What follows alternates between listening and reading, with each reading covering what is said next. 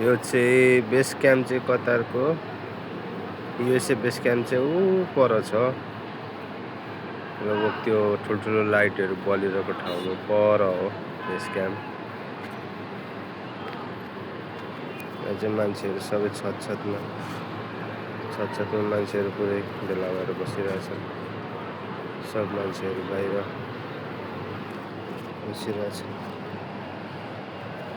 सब मान्छे डरले छतमा।